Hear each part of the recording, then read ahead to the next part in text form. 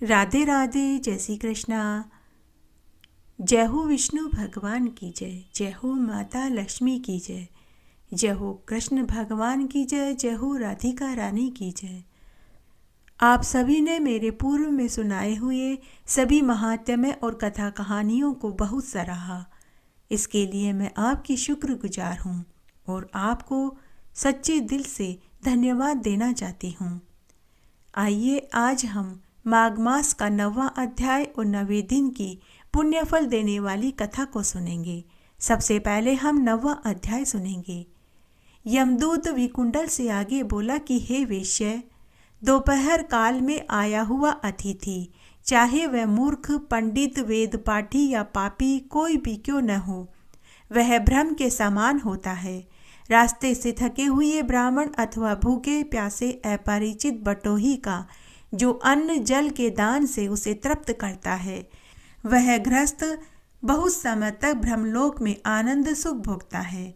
मध्या या सायंकाल के समय जिसके घर पर आया हुआ अतिथि निराश लौट जाता है, नहीं नहीं शब्द के सुनने के साथ लौटा हुआ अतिथि गृहस्थ के जीवन भर के इकट्ठे किए हुए पुण्यों को अपने साथ ले जाता है और अपने पापों को उन्हें सौंप जाता है। अतिथि के सत्कार के बराबर कोई दूसरी संपत्ति, बंधु, धन, धर्म आदि हितकारी नहीं है। हे वेश्य, अतिथि सत्कार के प्रभाव से जो राजा तथा मुनि लोग ब्रह्मलोक को गए हैं, उनका अब तक पतन नहीं हुआ है। हे वेश्य, अन्न दान करने वाला दैदीयमान विमान का उपभोग कर अमृत का पान करता है तथा स्वर्ग के सुख भोग कर पृथ्वी पर उत्तम कुल में जन्म लेता है और धर्मात्मा राजा होकर चिर आयु तथा नष्ट न होने वाले वंश को प्राप्त करता है, क्योंकि अन्न ही में सबके प्राण रहने से अन्न दान करने वाले को प्राणदाता कहा गया है। हे वेश्यवर, जब केशरीधर राजा स्वर्ग से निपतित हुआ, तब वेवस्वत देव ने दयापूर्वक उससे कहा था कि हे राजन, कर्म भूमि मृत्युलोक में जाकर यदि तुम फिर से स्वर्ग के इच्छुक हो तो अन्न दान करो। हे वेश्य, यह बात मैंने स्पष्ट धर्मराज जी के मुख से सुनी है। ग्रीष्म ऋतु में जल दान करने वाला, हेमंत ऋतु में ईंधन का दान करने वाला और सदैव अन्न दान करने वाला यमराज के दुखों को नहीं पाता। जो मनुष्य 6 महीने के अंदर ज्ञान व अज्ञान से छोटे बड़े और वाणी मन आदि शरीर से किए हुए पापों का प्रायश्चित नहीं करता, तो वह नरक भोगता है। जो प्रायश्चित करता है तो वह देवता और गंधर्वों से शोभित लोक को पाता है। हे वेश्य, जो मनुष्य वेद माता गायत्री या दूसरे वैदिक मंत्रों का जाप करता है और नित्य सुबह शाम अग्नि में हवन करते हैं, ऐसे विप्र अक्षय गति को प्राप्त होते हैं। जो नित्य व्रत का आचरण करने वाले, तीर्थों का सेवन करने वाले और जितेंद्रिय हैं, वे यमराज को नहीं देखते। नरक से बचने वाले को पराये अन्न की अभिरुचि छोड़ देनी चाहिए, क्योंकि जो जिसका अन्न खाता है वह उसका पाप भी खाता है। हे वेश्य, जो मनुष्य नित्य प्रति प्रातःकाल स्नान करता है, उसके बाहरी तथा भीतरी सभी पाप नष्ट हो जाते हैं और वह नरक में नहीं जाता। जो लोग स्नान किए बिना भोजन करते हैं, वे सदैव मल खाने वाले होते हैं। जो नित्य स्नान नहीं करते, उनके पितर तथा देवता उनके विमुख हो जाते हैं, उन्हें पितृ दोष लगता है और वह नरक भोग कर नीच जाति तथा चांडाल योनि में जन्म लेते हैं। जो लोग माघ मास में पर्व के दिनों में जल में स्नान करते हैं, वे न तो बुरी गति को प्राप्त होते हैं और न ही बुरी योनि में जन्म लेते हैं। उनके बुरे स्वप्न और दुष्ट चिंताएं भी सदैव निष्फल हो जाती है। हे वेश्य श्रेष्ठ, प्रातःकाल से शुद्ध होकर मनुष्य माघ महीने में तिल, तिल पात्र, तिल कमल का दान देने से यमलोक में नहीं जाते। हे विकुंडल, पृथ्वी, सोना, गाय आदि 16 महादान हैं। इनका दान करने वाला मनुष्य स्वर्ग लोक से नहीं लौटता। बुद्धिमान लोग पुण्यतिथियों में व्यतिपात और संक्रांति के दिन स्नान करके यदि कुछ भी दान करते हैं तो वे बुरी गति में नहीं जाते और संसार में गरीब कुल में कभी पैदा भी नहीं होते। हे वेश्यवर, सत्यवादी, मौनी, मधुर भाषी, अक्रोधी, क्षमाशील, नीतिमान, अनिंदक, प्राणियों पर दया करने वाला, दूसरों के पापों को छुपाने वाला, पराये गुणों का वर्णन करने वाला, दूसरे के धन को न चाहने वाला। इस तरह के लोग नरक का दुख नहीं भोगते। दूसरों की बुराई करने वाला, पापी तथा उनका साथ देने वाला, खोटे व कठोर वचन बोलने वाला, परोपकार न मानने वाला आदि लोगों की तीर्थ सेवन और तप से भी पापों से मुक्ति नहीं होती। ये लोग बहुत समय तक नरक का दुख भोगते हैं। जितेंद्रिय और जिताहारी पृथ्वी के सब तीर्थों में स्नान करने से यमलोक में नहीं जाते। तीर्थ में न पाप करे, न किसी की जीविका करे। तीर्थ में दान लेना, धर्म की बिक्री करना भी छोड़ दे, क्योंकि तीर्थ में किए गए पाप बड़ी कठिनाई से दूर होते हैं। ऐसा पाप करने वाला मनुष्य नरक का गामी होता है। आज मैं आपको माघ महीने में सुनी जाने वाली कथा सुनाने जा रही हूँ। एक बार की बात है, एक गांव में एक गरीब पति पत्नी थे। उसका आदमी रोज जंगल से लकड़ियां काटकर लाता, शहर में बेचता था। उससे जो पैसा आता था उससे वह घर का सामान खरीद कर ले आता था। इसी से वो अपना गुजर बसर कर रहे थे।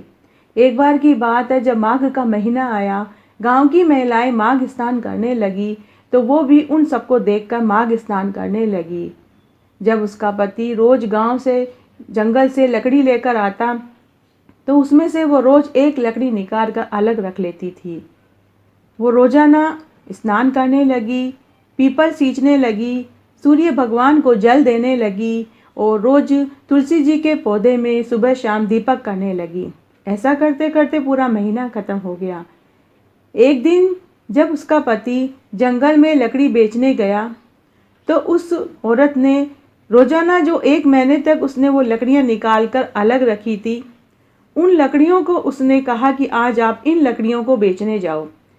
जब उसका पति उन लकड़ियों को बेचने गया, तो एक राजा ने उस लकड़ी का भाव पूछा। तो उस बुजुर्ग ने कहा कि मुझे तो इतने से पैसे दे दीजिए जिससे कि मैं अपने ब्राह्मण जिमा दूं। राजा को पता था कि ये लकड़ियां चंदन की हैं, तो राजा ने उसे अच्छे खासे पैसे दे दिए। घर आकर उन्होंने 5 ब्राह्मणों को भोजन कराया। इसके बाद उन्होंने ब्राह्मणों को दक्षिणा दी। ब्राह्मणों को दक्षिणा देकर जब जैसे ही ब्राह्मण उसके घर से निकले, तभी उसका जो घर था वो महल में बदल गया। उसके सभी प्रकार के ठाट बाट हो गए। दोनों पति पत्नी भगवान का भजन करने लगे। गांव में सभी को जब पता चला कि बुढ़िया का घर एक महल में बदल गया है, तो सभी ने इसका कारण पूछा। तब दोनों पति पत्नी ने कहा कि उसकी पत्नी ने कहा कि मैंने पूरे महीने माघ स्नान किया था और रोज़ मैं अपने पति की जो जंगल से लकड़ियां लाते थे उनमें से एक लकड़ी उठाकर अलग रख देती थी। वो लकड़ियां चंदन की हो गई, जिसे मेरे पति ने बेचा और उससे हमने 5 ब्राह्मण जिमाए और उनको दक्षिणा दी। ये सब भगवान वासुदेव का प्रताप है, उनका आशीर्वाद है, जिनकी वजह से मुझे ये मिला। सभी गांव वालों ने तभी से माघ स्नान करने के बाद ब्राह्मणों को भोजन कराना शुरू किया। भगवान की कृपा से सबके ठाट बाट हो गए और वो दोनों पति पत्नी भगवान का भजन करके अंत समय में मोक्ष को प्राप्त हुए। आइए अब हम माघ मास के स्नान की एक पवित्र पौराणिक पुण्यफल देने वाली कहानी सुनते हैं। अयोध्या नगरी में एक ब्राह्मण दंपति अपने इकलौते पुत्र के साथ रहते थे। ब्राह्मण दंपति बड़े ही धार्मिक प्रवृत्ति के थे। वे हर साल माघ मास में स्नान और व्रत करते थे। हर महीने की दोनों एकादशी का उपवास रखते थे। उनके घर यजमानों के यहाँ से रोज सीधा आया करता था, जिसमें आटा, दाल, तेल, गुड़, घी, चीनी होता था। इसी से उनका गुजारा चलता था। तब एक बार की बात है, जब उनका पुत्र 20 बरस का था, तो ब्राह्मणी अज्ञात बीमारी से चल बसी। ब्राह्मणी ने मरने से पहले अपने पति से वचन लिया कि आप हर साल माघ मास का स्नान जरूर करना। चाहे तो आप व्रत करो या न करो, लेकिन आप माघ मास में रोज सरयू नदी के तट पर जाकर स्नान करना। इस तरह 3 साल बीत गए। 3 साल के बाद ब्राह्मण ने अपने बेटे का एक सुसंस्कृत ब्राह्मण लड़की से धूमधाम से विवाह कर दिया। नई बहू घर आई। नई बहू के आने के कुछ महीनों के बाद माघ का महीना आया तो ब्राह्मण ने अपने बेटे की नई बहू से कहा कि बहू, कल से माघ का महीना लगने वाला है। मैं हर साल माघ मास का स्नान और व्रत करता हूँ।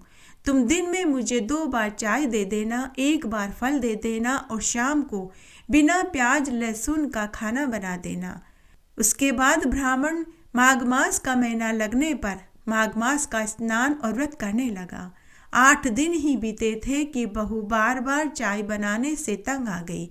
एक दिन बहू ने अपने ससुर से कहा कि पिताजी, आप इस उम्र में क्यों माघ मास का स्नान और व्रत करते हो? तो ससुर ने कहा कि बेटी, मैंने तेरी मरती हुई सास को वचन दिया था कि जब तक जीवित रहूंगा तब तक मैं माघ मास का स्नान और व्रत करता रहूंगा।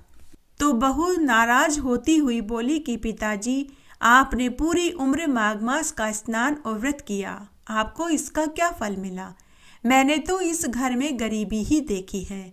अगर ऐसा है तो आप अपने माघ मास का पुण्य बेच दो और उससे जो धन मिलेगा उससे हमारा कुछ समय आराम से निकल जाएगा। यह सुनकर ब्राह्मण दुखी हो गया। थोड़ी देर के बाद वह घर से निकल गया। मन ही मन सोचने लगा कि मैं माघ मास का व्रत करना भी नहीं छोड़ सकता और माघ मास के पुण्य को भी नहीं बेच सकता। इसी सोच में वह जा रहा था कि तभी रास्ते में उसे एक बहुत सुंदर युवक मिला। उस युवक ने ब्राह्मण से पूछा कि हे ब्राह्मण देव, आप कहाँ जा रहे हैं और आपके मन में क्या चल रहा है? तो ब्राह्मण ने नवयुवक से कहा कि बेटा, मेरी बहू ने कहा कि मैं माघ मास का व्रत करना छोड़ दूं या फिर मैं माघ मास के पुण्य को बेच दूं। बेटा, मैं माघ मास का व्रत करना भी नहीं छोड़ सकता और पुण्य भी नहीं बेच सकता, बस इसी सोच में पड़ा हूँ। तभी वह नवयुवक बोला कि बाबूजी, मैं आपसे उम्र में बहुत छोटा हूँ, लेकिन जैसा आपकी बहू कहती है आप वैसा ही करो। आप माघ मास के पुण्य को बेच दो। कोई न कोई भला इंसान आपके माघ मास के पुण्य को खरीद लेगा, आपको कोई पाप भी नहीं लगेगा। बाबूजी, यह अयोध्या नगरी है। यहाँ बड़े बड़े राजा महाराजा रहते हैं। आप उस नगरी में जाइए जिस नगरी में राजा महाराजा रहते हैं। वे जरूर आपके माघ मास के पुण्य को खरीद लेंगे। तब ब्राह्मण नवयुवक की बात को सुनकर मन ही मन सोचने लगा कि जैसा ये कहता है मैं कर लेता हूँ। तभी ब्राह्मण जोर जोर से आवाजें लगाने लगा कि कोई मेरे माघ मास के पुण्य को खरीद लो, कोई मेरे माघ मास के पुण्य को खरीद लो।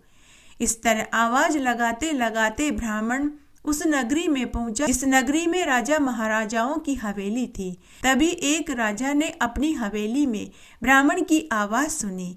राजा ने जब सुना तो उन्होंने एक पहरेदार को भेजकर ब्राह्मण को महल में बुलवाया।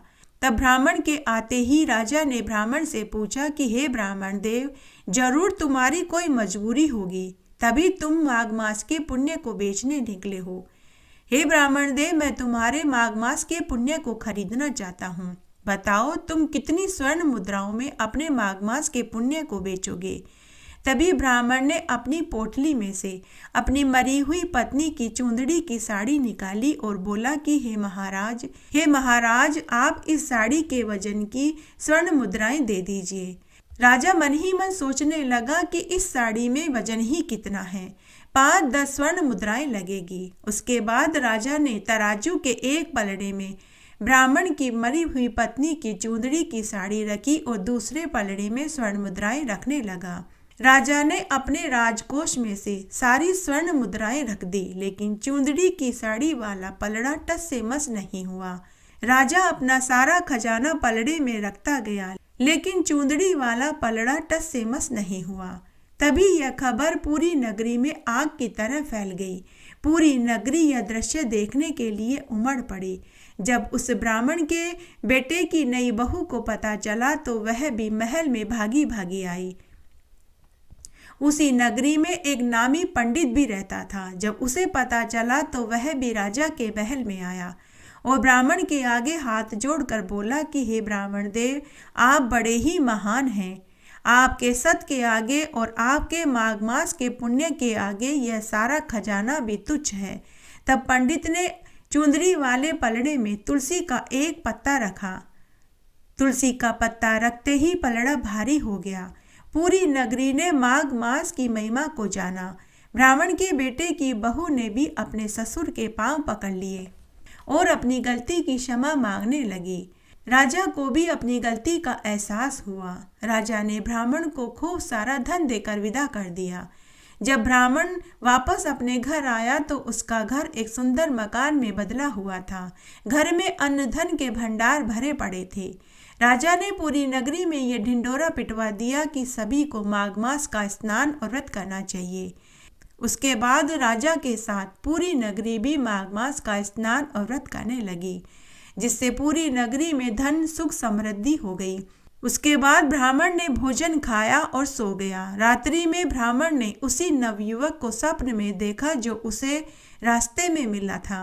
अब की बार वह युवक जिस रूप में ब्राह्मण को दिखाई दिया, शंख चक्र गदाधारी पीतांबर पहने हुए, 4 भुजाधारी नेत्र विशाल पीतांबर पहने हुए, गले में वैजंती माला धारण किए हुए, हाथों में चक्र लिए हुए था।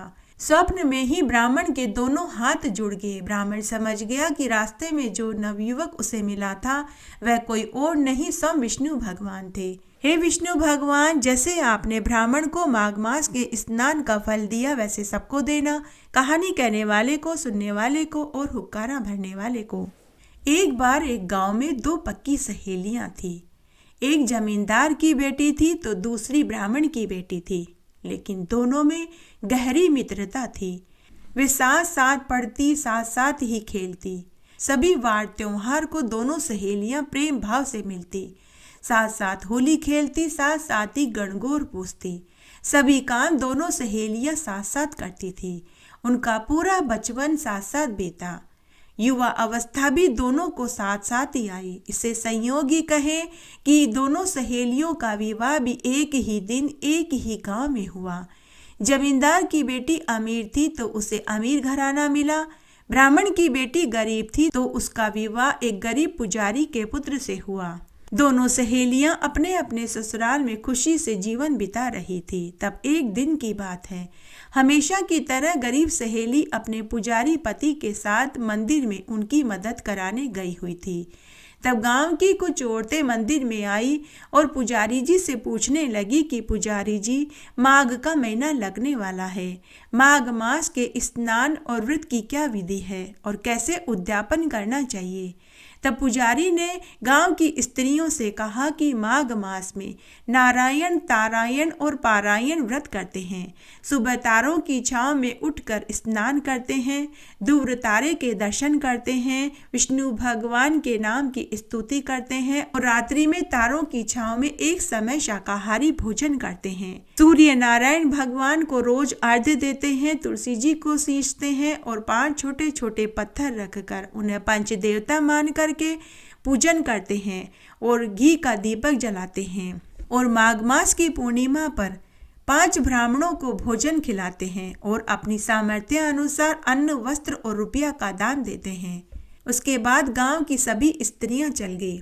गांव की स्त्रियों के जाने के बाद गरीब सहेली अपने पति से बोली कि सुनो जी, मैं भी माघ मास का स्नान और व्रत करना चाहती हूँ। तो उसका पति बोला कि भगवान, हम बहुत गरीब हैं, हमारे पास इतना धन कहाँ है, क्योंकि माघ मास में घी का दीपक जलाना पड़ता है, एक समय शाकाहारी भोजन करते हैं और उद्यापन में 5 ब्राह्मणों को भोजन जिमाना पड़ता है। हमारे पास तो 4 जनों जितना ही आटा दाल मिलता है, तुम यह कैसे कर पाओगी। तो गरीब सहेली बोली कि जितनी हमारी सामर्थ्य होगी हम उतना कर लेंगे। उसके बाद गरीब सहेली घर आई। घर आकर उसने अपनी सास से कहा कि माँ जी, मैं भी माघ मास का स्नान करना चाहती हूँ।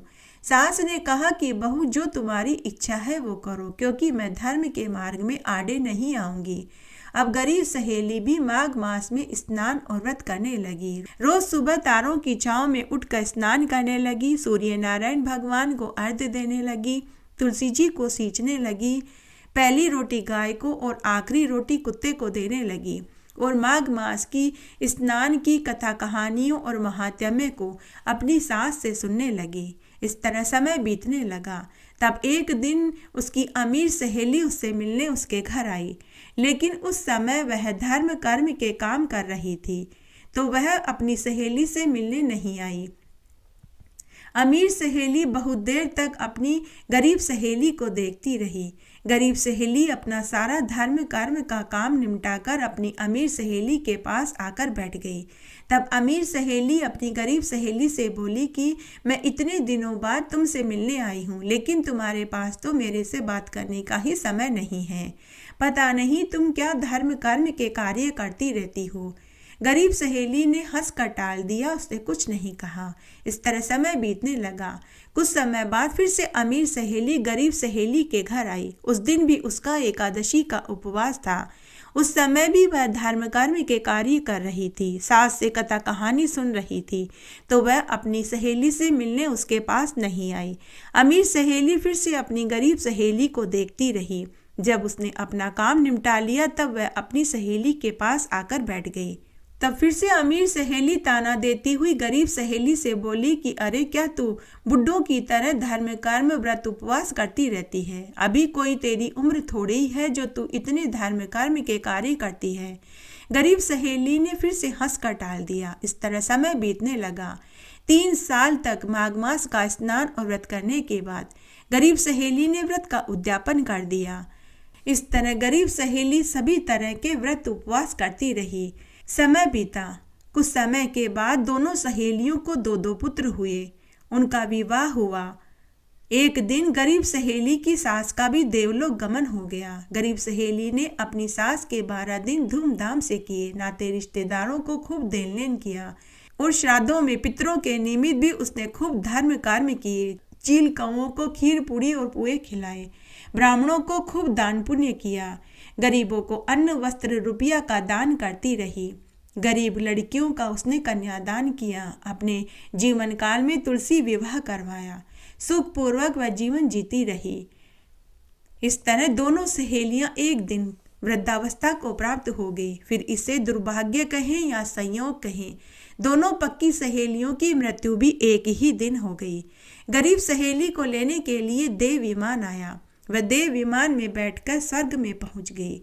वह महल नुमा आलीशान कमरे में सोने के सिंहासन पर उसे बैठाया गया। नौकर चाकर उसकी सेवा टहल करने लगे। कोई पंखा ढुलका रहा था, तो कोई जल की झारी लिए खड़ा था, तो कोई 36 तरह के व्यंजन का थाल लिए खड़ा था। खूब सारे नर्तक नर्तकी उसका मन बहलाने के लिए नृत्यगान कर रहे थे।